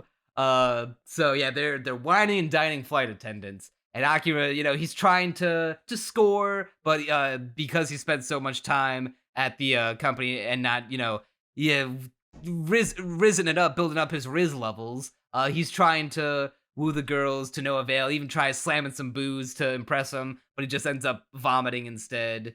Meanwhile, base fucking Kencho gets himself some later on in the episode. What a stud. Bro just instantly wooed all the girls. Yeah, he wooed them all, and then he straight up fucks one later. Dude, I hate how anime has Stockholm syndromed me into this, but a character having the dirty is just so mind-blowingly revolutionary to me. Because very few shows get to that point. And meanwhile, Akira is basically getting to know this girl called Yukari. And like okay, so it starts off with him puking into the toilet because he downed an entire bottle of alcohol. And, he's puking. Dude, how lonely did you feel when the girl put her hand on his back? Don't remind me. Don't remind me of the touch of a woman that I will never feel. That's all men want. That it's right the there. It's the fucking male. The true male it's the male fantasy. That right there. That was, and see, the moment with Yukari is like so oddly wholesome and beautiful. Like, this is a throwaway character, and she's going to die as soon as she appears on screen, and you still get a little messed up when you see her go. Like, it is a great I need to break down how they set this shit up, because they got me. So yeah, she's comforting Akira, and she does reveal that she has a boyfriend. So the chances of Akira realize that his chances of actually getting anywhere romantically with her are up in smoke. But that doesn't matter, because they're connecting over their jobs and how shitty they were, or at least rather, the flight attendant girl Yukari. She wanted to be a flight attendant. It's not something that she thought that she wanted to do. That like Akira was like, I thought I wanted to be in the production company, but ended up hating it, so maybe it wasn't really my dream job. It was always Yukari's dream to be a flight attendant, and it's revealed in a really sad way after she gets bit that while she's dying, or at least about to get finished before she turns or slash get torn up by the other zombie, seeing Akira throwing up in the bathroom and her going to comfort him by just placing her hand on his back and rubbing him. It reminded her of when a flight attendant did that for Yukari as a child when she was on her first flight and she was sick, had her back rubbed by her, and she was so moved by the her act of kindness that she wanted to be a flight attendant so she could help people in this way and leave an impression on them like that flight attendant did to her. But recently she's been, struggling in her job. She's finding it harder and harder to, find the same level of wide-eyed optimism that she did when she started it, and tells of a time with, like, this one most recent flight that her, an old guy was like, he called her a flying waitress and complaining over his flight getting delayed. And that made her be like, man, what's the point of this job if I'm not having any, I'm not, it's not as fun as it once was. And like, am I even like fulfilled in it anymore? But Akira helps remind her that a dream should be stronger than any whiner, any complainer, and that, it's what you wanted to do. And the fact that you know what you want to do is great. And Yukari helps Akira realize that he didn't even really know what he wanted to do. He thought he wanted to do production, but no, he didn't. Yeah, it's just so touching for a throwaway character. And yeah, And builds upon the themes of the show already established. yeah, like I said, this is the moment where you realize beyond any shadow of a doubt that, like, oh, that aspect of the show is here to stay. Where, you know, we're always gonna be in the, you know, the tug of war of, like, you know, your job sucking, like the exploitation of it, but also like finding what you want to do and seeing if it can become a job. You know, there's even this line in the show where it's like, hey, you know, there's new jobs all the time, like YouTubers. Wink, wink, Hey! nudge, nudge. That hey, that's just like me for real. And you know, they're always Subscribe to the Crunchy opening- Bagels Patreon. Exactly. Help me fulfill what I want to do, like the show wants me to. And so, you know, maybe like if you have something you like to do, keep on doing it, even if it can't become a job, because maybe someday it will be able to be a job.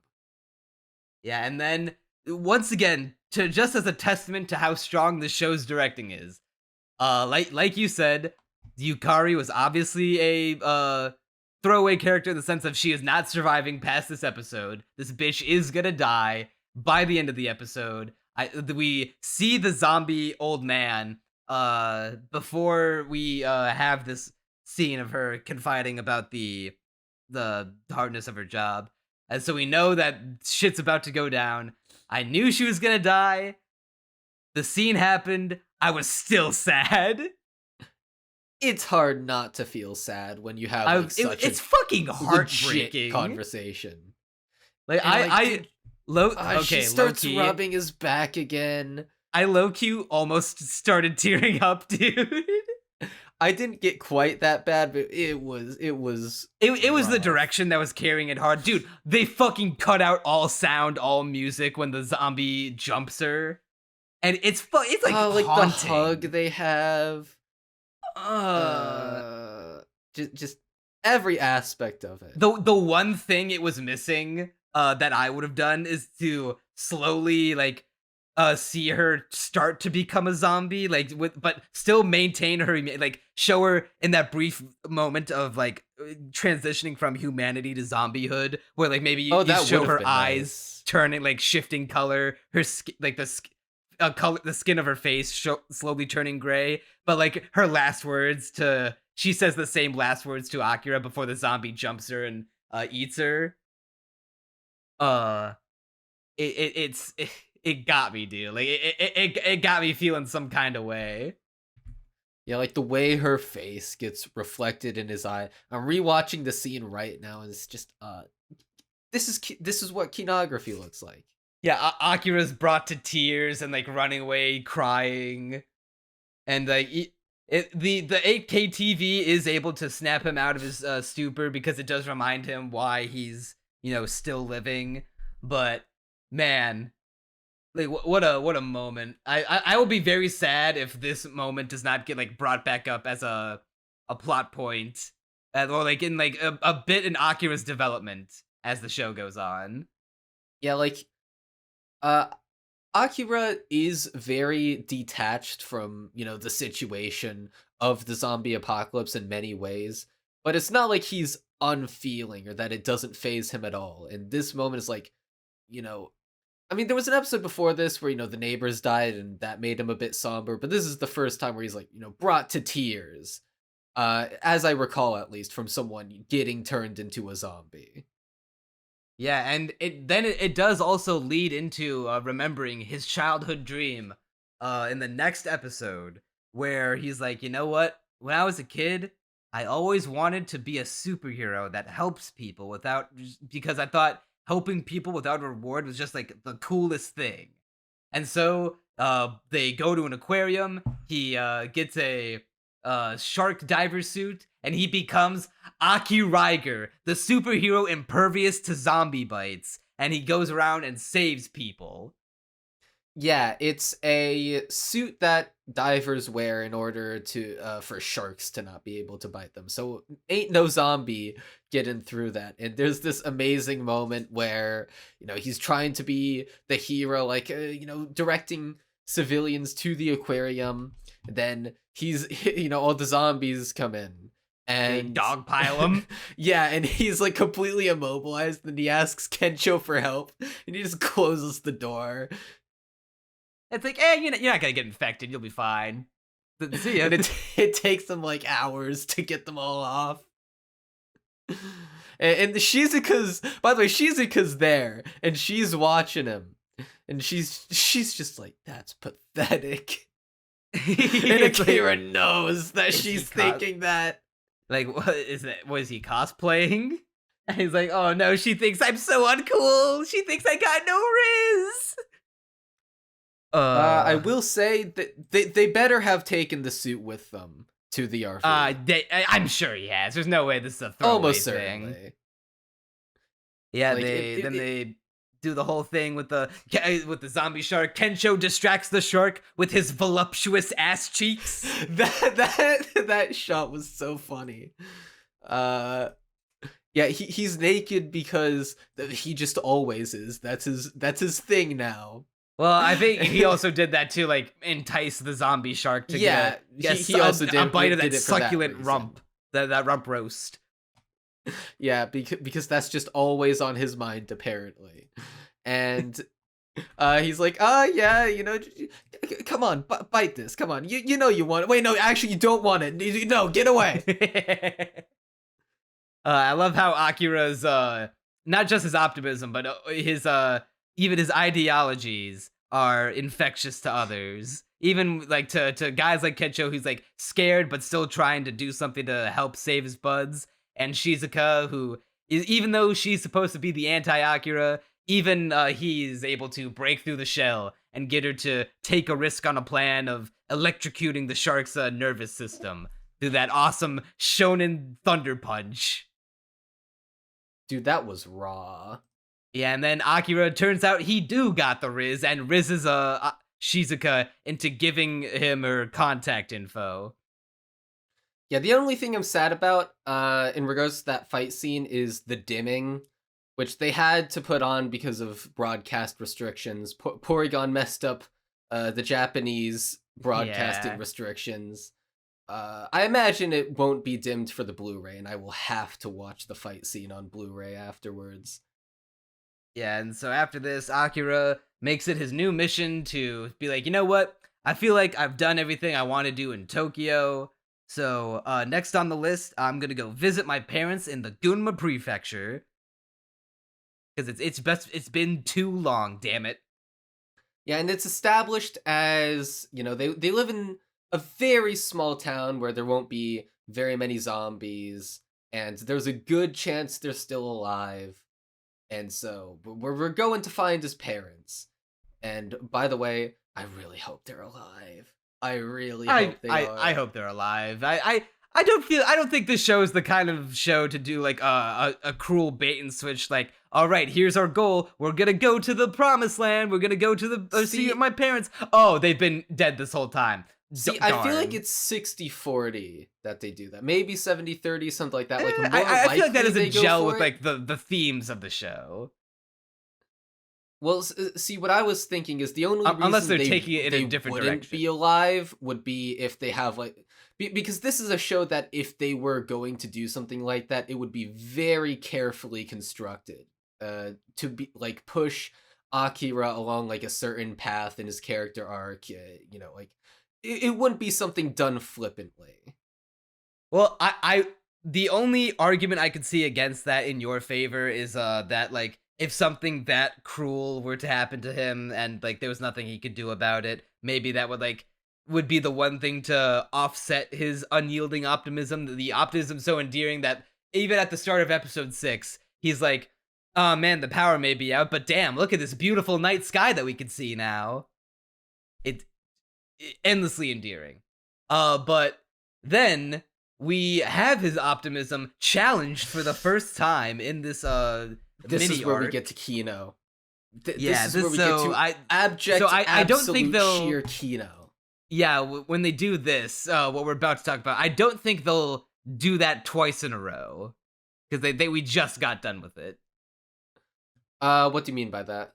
Like we just had Akira's confidence and optimism challenged in this mini arc, I don't think Oh, they're yeah, gonna that's what you mean. do that Okay. again with his parents being dead. I very much suspect they're alive. I very much suspect it too, honestly.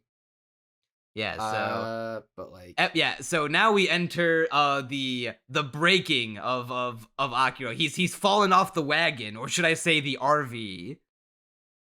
yeah, so there's a spike trap on the road, and it causes them to Because they their got an car's RV, being by a the bit of- way. yeah, they got an RV. Also, and there's this Shizuka's joined amazing- the party. Oh yeah, Pretty much they met up officially. coincidentally again, and Uh-oh, they Crunchy, the coincidence clause. that's listen. They were both trying to leave the city. I can buy into that. I thought But- a show was only allowed one coincidence per thing. I feel like you're taking my what I said there way too literally. You said it, not me. I'm gonna kill you. But anyway, there's this amazing scene of them finding the RVs, and Shizuka being like, "We need the most practical one." And she you sees know, like an their usual Indian-inspired one, and she's like, "Oh, I kind of want it," and they tease her for wanting it. And so they get hit by the spike trap, and Kencho is injured because he was on motorbike, and so then his old boss finds him. And this is something I love, by the way. He started this entirely new sort of quasi company of people working for him, and he's just as exploitative there as he was at the actual company. And there's like this whole hierarchy put into place. And also, because it's the zombie apocalypse, he doesn't have to be like, he was already like massively, aggressive, anger prone, and not none too kind of a face. But with the zombie apocalypse, he doesn't even have to pretend to put on a facade. Well, he does kind of. We'll get to that. It's in one of the most genius scenes of the show. Probably the most like flooring moment I had while watching it. But he is extremely openly cruel and knows that no one can do anything about it. Yeah, Kosugi's a real bastard and a half. But before we get to all of that, like one of the most amazing parts of this scene is the like he just is so instantly like, okay, at first he's kind of happy to see the chief, but then he says, "How would you like to work for me again?"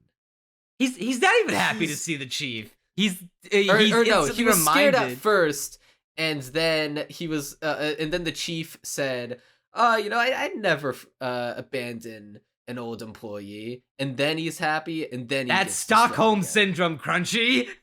It is Stockholm Syndrome. Because he absolutely should not have even begun to feel happy. He thought he had left all of that shit behind. He thought the zombie apocalypse has finally liberated him from that hell, only to have it be crashing back to a reality, unfortunately. That, oh, by the way, I'm still here, and now that I found you, I'm dragging you back down, bitch.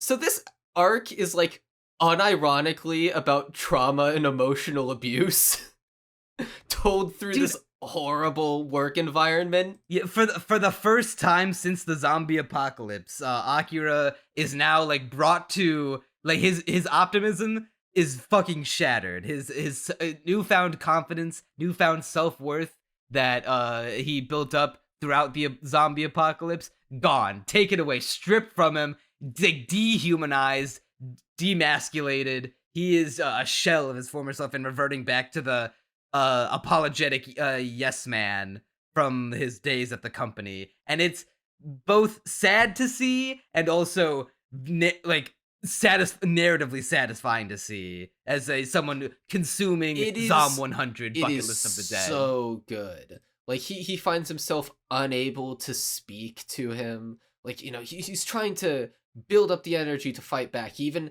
starts to try and bring some fun to the workplace by putting some beers in the refrigerator and saying, "Hey, broskies, we're gonna have some drinks after work. But then he, gets found by the old chief, and he is like, no can do. But eventually, he has people that the chief, also has to keep happy because of the hierarchy, and, pretends that it was his idea all along.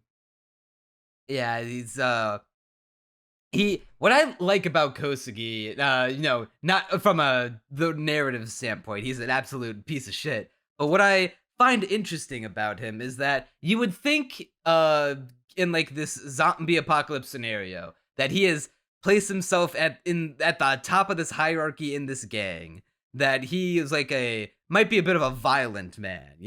There are no more laws. The laws of man and the government no longer apply. We are living in a lawless martial law type world where only the strong survive. And he's constantly carrying around a metal baseball bat, which is common trope in the stereotype in the zombie apocalypse. So you would think that like anyone that gives him lip or challenges him is dealt with swiftly and brutally, because who the fuck's gonna stop him? There are no laws. He probably wanted to physically abuse some of his guys at work at the production company if he could get away with it legally. But now that he's in the zombie apocalypse scenario, you'd think that, oh man, he was a bastard before, but now he'll like do things. He'll like beat people up. He might wound them. He doesn't. He carries around the bat mainly for show. He never once I don't think he once lays his hands on someone, maybe except for maybe if he pats someone on the shoulder or maybe like grabs them by the shirt collar. Maybe if that. I know he places a hand on Akira's shoulder at one point. I don't know if he ever like grabs him and lifts him up by the collar. Maybe I'm misremembering that, but he never does anything that brings bodily harm to anyone.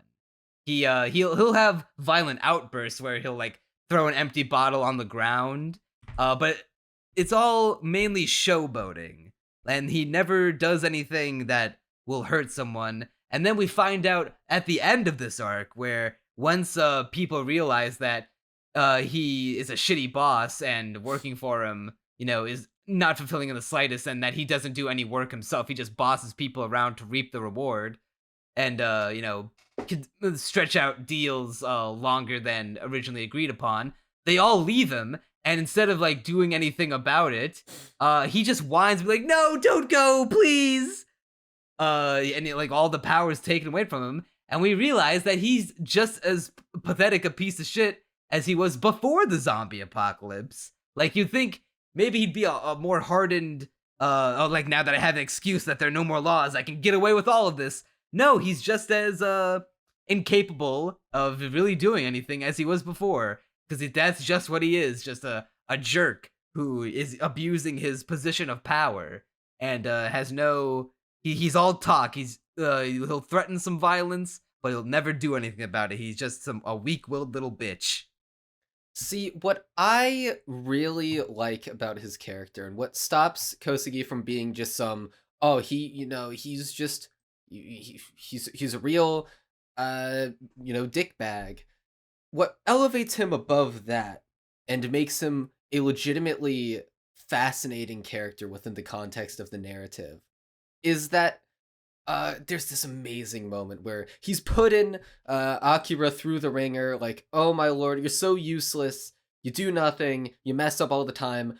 Remember how much extra work I have to do because of your constant screw-ups. But son, that's what I like about you. You're trying your best out there. You have potential. I know that there's something deep within you, all right? And listen, it's dangerous out there in the world.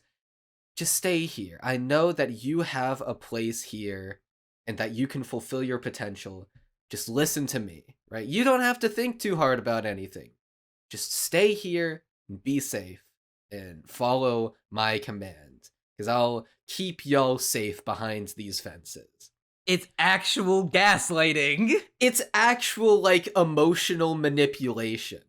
He's not, like, for the most part, he's not too, like, conniving and schemy. He's super impulsive and prone to outbursts, but he's, like, just conniving enough that he can keep people on the hook while at the same time abusing them in a million different ways mentally, saying all sorts of horrible things on a regular basis, overworking people.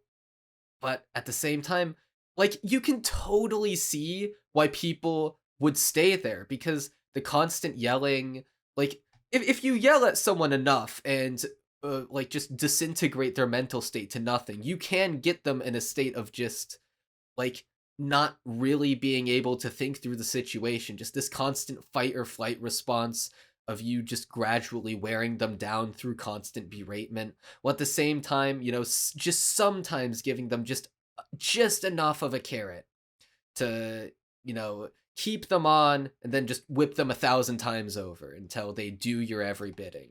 And there's even this bit at the beginning of the episode where Shizuka basically breaks down like a manipulation tactic that Kosugi is using, where you need to succeed, right? If you don't succeed, you're worthless. To succeed, you need to obey me. And that's exactly what Kosugi is doing, where it's like, yo, we're gonna succeed in this zombie apocalypse. You're stronger with me. All you need to do, just listen to everything I say. Just put up with me, bro. Right? Out there, you're worthless. You're zombie food. Yeah, it's almost like with the direction that shows every time he does this and shows how Akira's mental state is declining rapidly. Dude, that shot of Akira like with almost like rubber hose-esque animation in the psychedelic background, just falling away to nothing, going in a spiral. Like, you feel his mania. Yeah, like, it's almost worse than any type of bodily harm that he can inflict upon Akira, because oh, go on. I was just gonna say, because he could just hit him hard with a bat, but then that might be a little too violent. That might make people think that, hey, this guy, we shouldn't hang around him. Yeah, it's a little too scary. A little, yeah, but then he starts feeling worse than the zombies. Yeah, but then he, plays with your emotions and breaks down your self-worth, and then makes you think you are only worth something when you are, like, listening to me. So just listen to me. Don't think for yourself. I'll do the thinking for you. Which is somehow, like, in this context, especially with all the themes that we've been building up since episode fucking 1, this is almost worse than him being actually, like, physically violent. Yeah, this is, I mean, it definitely makes him a way more compelling villain.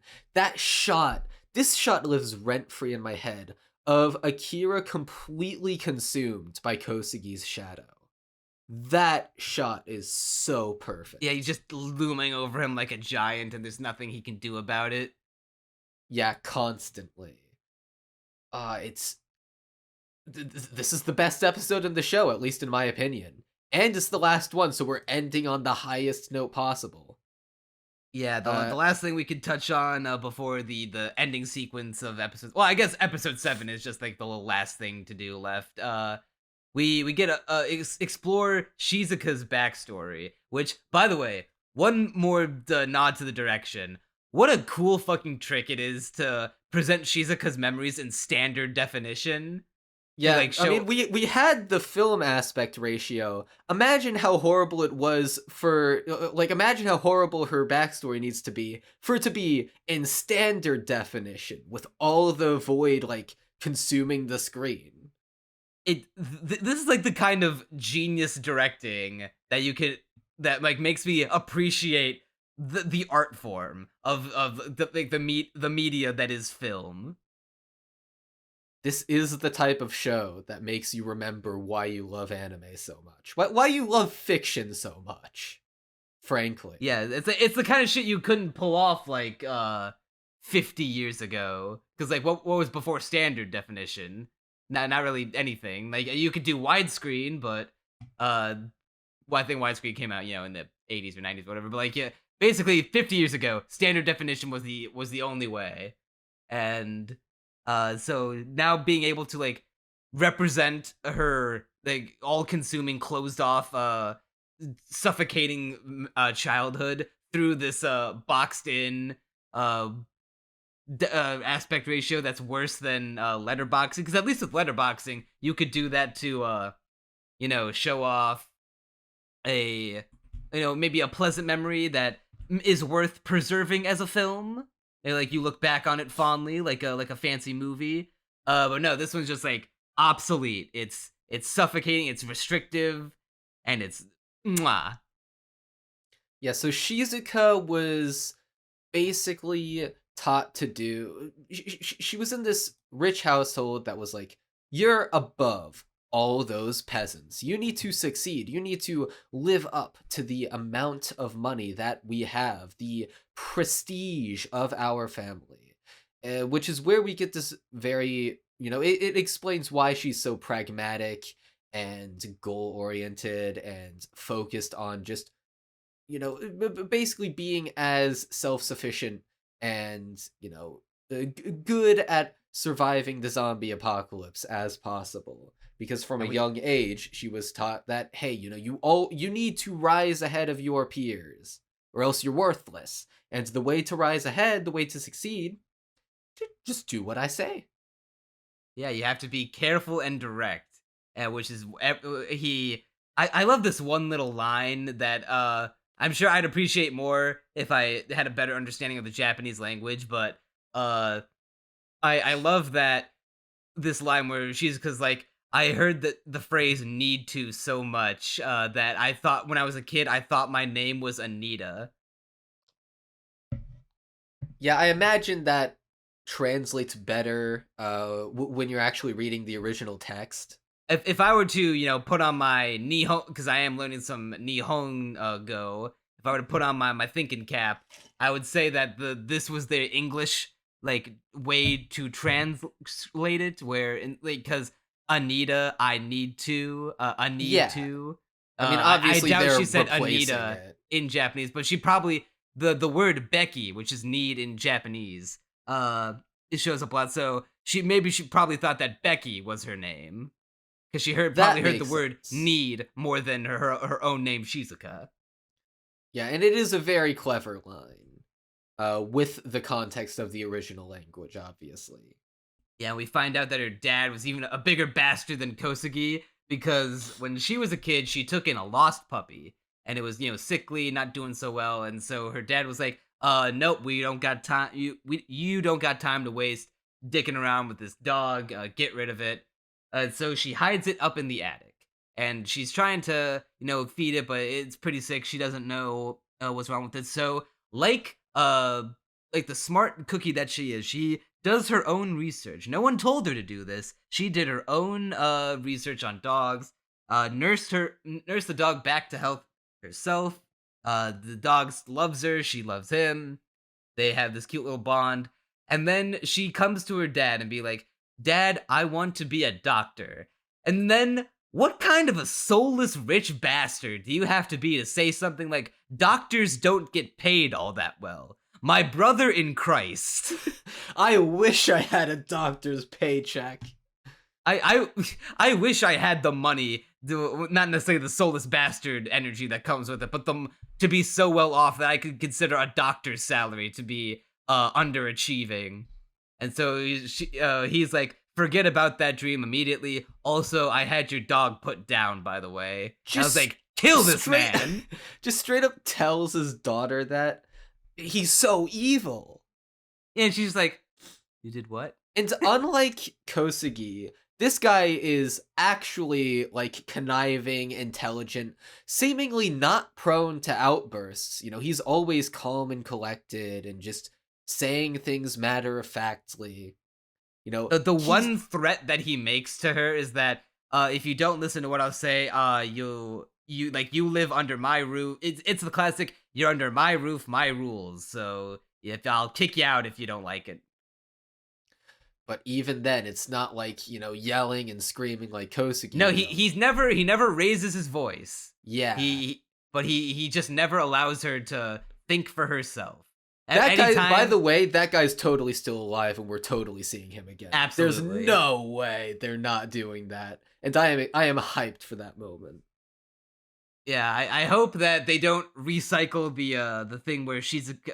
I feel like Shizuka is a little more above it than Akira is, so I hope that while he tries to do shit like that, she doesn't have like a relapse moment like Akira does. I hope she just is completely like, no, fuck you, dad. I'm done with you. Like, I hope she maintains her hatred of him.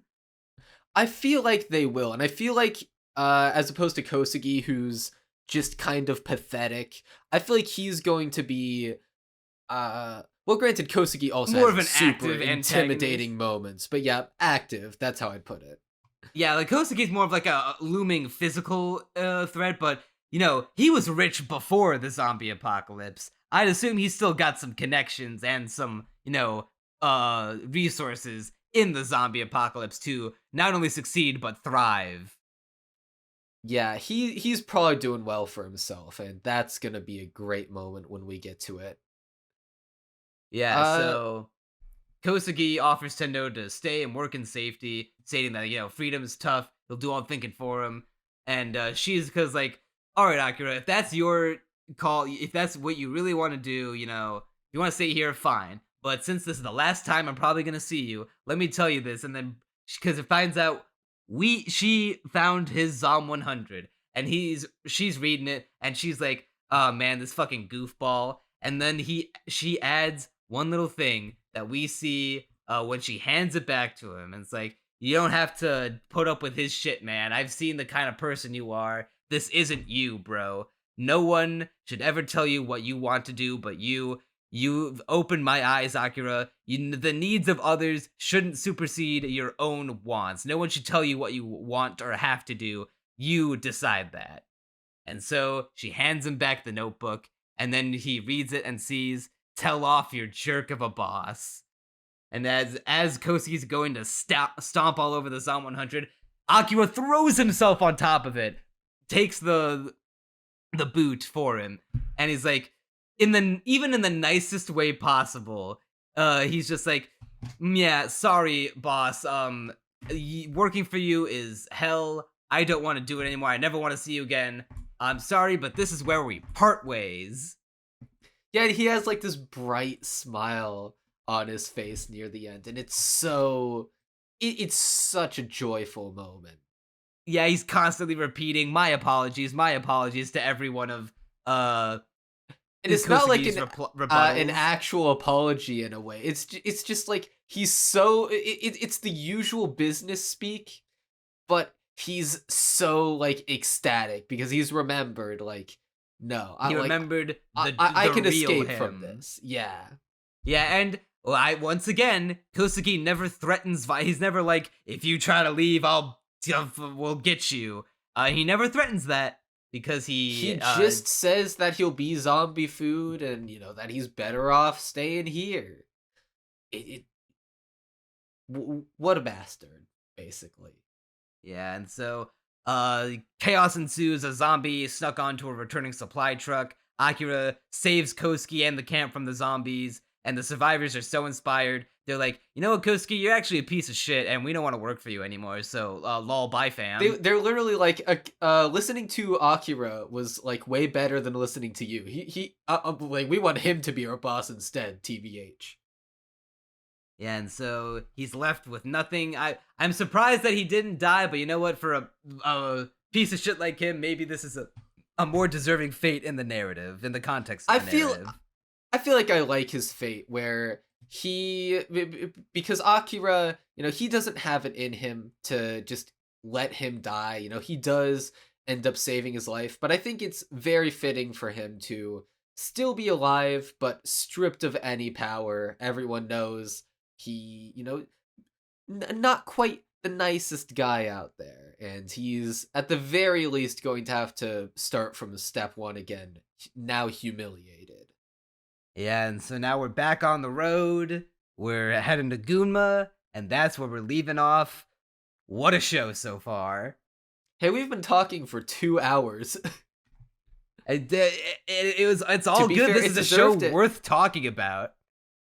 This is the kind of show that is worth talking about for 2 hours straight. Yeah, unfortunately, it seems like most of the conversation in the anime sphere has now shifted to Jujutsu Kaisen Season 2. now that the flashback arc is over and they're covering the Shibuya incident arc, and that's to be fair, I feel like the production issues are playing into it. The only time I see people talking about Zom 100, not about the show itself, but about, lol, it got delayed again. No way, dude. Yeah, that's like 90% of the conversation I see. And that's also, damn shame. Yeah. I mean, the other half of it is that I think a lot of people aren't as hyped about it as we are, which is also a shame. Like, I was talking to Sayonara in the server, and he was like, yeah, it's just okay. And I was like, Sayonara, I'm gonna strangle you. You're getting muted for your wrong opinion. He's not just wrong about Emo Say, he's wrong about Zom 100 too. Can he be right about anything? I have no doubt that the show is going to keep up its quality. I have not felt this seen by a show since Dragon Maid. See, it's not necessarily that I feel seen by it. At least the kind of show that like shares my worldviews. See, it's not even that. I mean, obviously, there's some overlap in our worldviews because, being a creative, you by necessity have to be someone who rejects the traditional path of working some horrible office job and rotting away in your desk. But it's not even a show that, like, Call of the Night appeals to me on a more personal level. Dragon Maid appeals to me on a more personal level. Most of the shows that I would give a score as high as this one appeal to me on a more personal level. The thing is, this is just, it's just so well written. Raw action and goofy gore may not always be my thing, but when it's in a package this amazing, you kind of just have to love it. Like, this is, so far, like, if it continues at this rate, it's absolutely going to be a 9. I mean, hey, what will it have to do to get a 10? Okay, so what it would have to do, honestly, it's a show with such a good basis. They're like, it's not a show where you have to undo a bunch of bad things and then do a bunch of good things on top of that, and there's like more of a set path to get a 10. It's more like, you've got a bunch of amazing things going. Elevate, like, any of those aspects and make something that's, like, basically do something as good as episodes 6 and 7 again, and wrap it in, like, an even more satisfying package to, like, basically just end off the season. That'll put it at a 10. Like, the slice of life moments are... This show has such a sense of whimsy to it. That's how I would describe it. And, like, get the whimsy to nearing Dragon Maid levels, and there you go. There's many things it could do. And so, like, I don't, like, I think there's a chance, I really do. It's really good.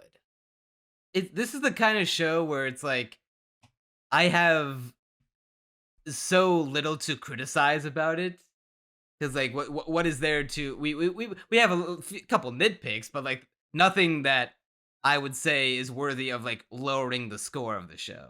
Yeah, like even me disliking what Shizuka did, like that one gag amounts to what, 10 to 15 seconds of the runtime so far. Like by the time we're at episode 6 and they're choosing from all the RVs, I like her again because their dynamic is just so fun. Like, it's not even that big of a deal. And then episode 7 with her backstory, like at that point you can basically just forget that moment existed. Yeah, it's I feel like the show has to do like, just if it has one more like moment, like episode 1 or episode 4 or an episode 7, like one more really strong like personal Neon Manta resonant moment, I feel like it will earn that 10, but it's definitely right now at 9 level quality. Anything lower and you're getting smacked upside the head for your wrong speak, your wrong thoughts. I'll go ahead and say that putting it at an 8 is a justifiable opinion if you're wrong, but that's like an okay amount of wrong to be. Once you get lower than an 8, that's when I start smacking you upside the head, because that is just heresy. Yeah, we straight called it last in the seasonal cast. This was absolutely the show of the season. to be fair, what else was there? I mean, Helk was mid. I mean, it started strong, but it turned out to be mid. I did watch the first episode of Undead Girl Murder Farce, and I did like it.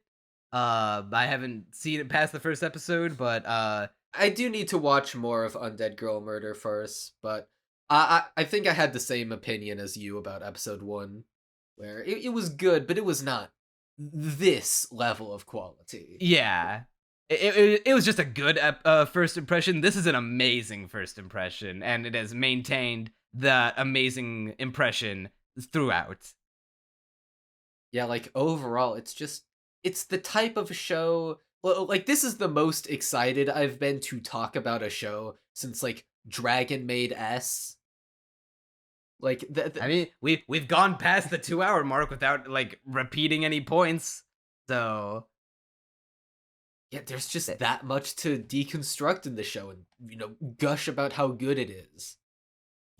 So, when can we expect the Zom 100 video, Crunchy? See... I would rather make it over a Helk video, especially since it seems underrepresented in anime discussion right now. But, like... make sure you just give it a very good spotlight in the Isekai Oji-san video. Yeah, well, you kind of leaked what the video was gonna be. I thought you told everyone else already. It was a kind of secret. I mean, don't think I you explicitly said it, but... well, you did say earlier in the video that you're doing research on a video for anime production, so... To be fair, I did then proceed to and then talk you about also mentioned Isekai Isekai Oji-san Oji-san prominently. Yeah, so... okay, fair enough. I think it's a big secret. Basically, it's a good show, and if you somehow listened to this entire podcast without watching it, like without having seen it already, sorry for spoiling everything, and also you should go do that. Yeah, 100%. Zom 100%. This show is a banger. Watch it. Dude, like, don't let the... Well, the only hard part about recommending it is that when do we get to see the end? We don't have a date as of now for the final episodes. And that could be rough, but at the same time, it is one of those shows that sticks out in your mind so much that it's like... It's hard to imagine forgetting a whole lot of the show by the time it ends. I have no doubt. an Isekai Oji-san or something like that. Yeah, I don't think I'm gonna forget what happens. I'm just, how long you gonna make me wait, Bug Films? Yeah, how much will I need to, like, how long will I be in the throes of anticipation? How long before we get to see Beatrix? That's another thing that I am deeply enthusiastic about. She just seems like such a likable character, dude. Oh, I want to see her. And if you want to see us talk about her when she shows up whenever the show finally finishes, then go ahead and like the video, head on down in the comments, let us know what you think about Zom 100, and subscribe to the channel so you don't miss an episode of the Castaway Anime Podcast. That'll do her. I'm Neon Manta. And I'm Crunchy Bagels. And you'll see us next time.